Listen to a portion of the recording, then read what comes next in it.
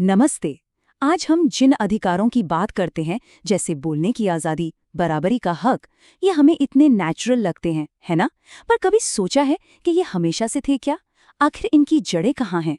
चलिए, आज हम समय में थोड़ा पीछे चलते हैं और उस कहानी को खोजते हैं जहाँ से इन अधिकारों का जन्म हुआ था। अब ये सवाल सुनने में जितना सीधा लगता है, इसका जवाब उतना ही दिलचस्प और घुमावदार है। ये कोई एक सीधी-सादी कहानी नहीं है, बल्कि अलग-अलग सभ्यताओं और वक्त से बहकर आती हुई कई धाराओं की कहानी है। इसको समझने का सबसे अच्छा तरीका ये है, सोचिए कि तीन बड़ी-बड़ी नदियां हैं जो तीन अलग-अलग जगहों से निकल रही हैं। एक नदी भारत की आध्यात्मिक जमीन से, दूसरी पश्चिम के राजनीतिक संघर्षों से और तीसरी नदी है सार्वभौमिक तर्क की गहराई से निकलने वाली। और जहां ये तीनों नदियां आकर मिलती हैं, वहीं बनता है आधुनिक मानव अधिकारों का विशाल महासागर।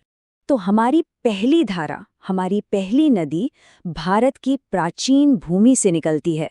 और ये दिलचस्प इसलिए है क्योंकि ये अधिकारों की राजनीतिक बात नहीं करती, बल्कि एक आध्यात्मिक और दार्शनिक नींव रखती है। इसका सारा फोकस हर इंसान की गरिमा, उसकी डिग्निटी पर है। ये सफर कोई 100-200 साल का नहीं, बल्कि हजारों साल पुराना है। देखिए, वैदिक काल से ही अहिंसा परमो धर्मः, यानी अहिंसा को सबसे बड़ा कर्तव्य माना गया। फिर उपनिषदों ने इस बात को और गहराई दी और कहा कि हर आत्मा की अपनी एक गरिमा है।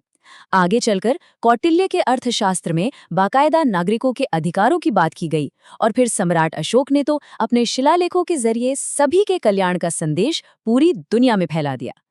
तो इस भारतीय परंपरा ने हमें तीन बहुत मजबूत स्तंभ दिए। पहला, धर्म, यानी सही तरीके से अपना कर्तव्य निभाना।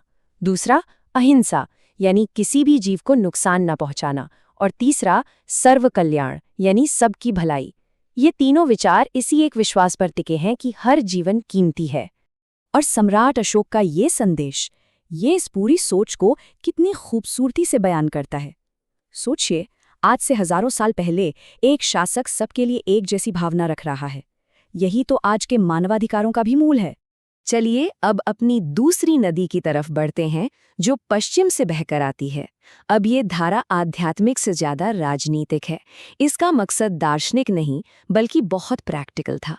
कैसे भी करके राजा या स्टेट की ताकत को कंट्रोल किया जाए और आम लोगों के अधिकारों को बचाया जाए।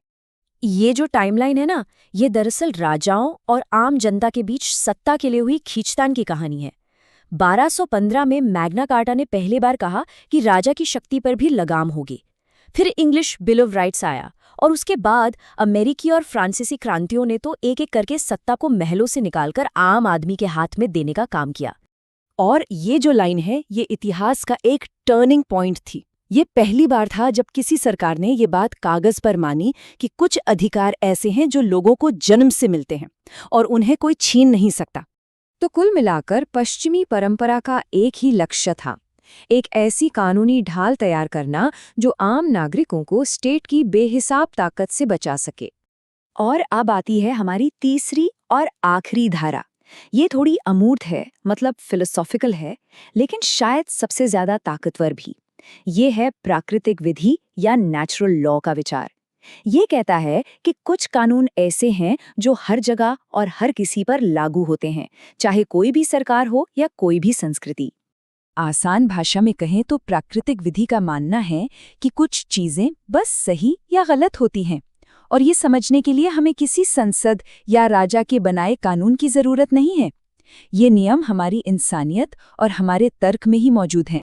इसकी शुरुआत ह्यूगो ग्रोशियस जैसे विचारकों ने की, जिन्होंने कहा कि देशों के बीच भी कुछ नियम होने चाहिए जो हर हाल में माने जाएं। और वक्त के साथ यही विचार विकसित होकर आज के इंटरनेशनल लॉ का सबसे मजबूत सिद्धांत बना, जिसे हम जस कोजेंस कहते हैं। जस कोजेंस को इंटरनेशनल लॉ का सुपर लॉ कहा जा सकता है।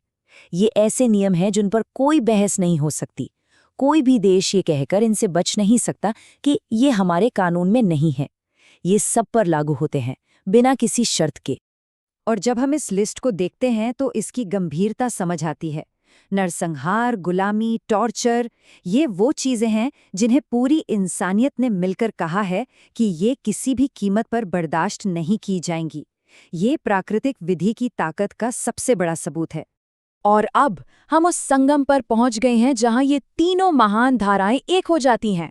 भारत की दार्शनिक गहराई, पश्चिम का राजनीतिक संघर्ष और प्राकृतिक कानून का सार्वभौमिक तर्क। ये छोटा सा समीकरण ही इस पूरी कहानी का सार है।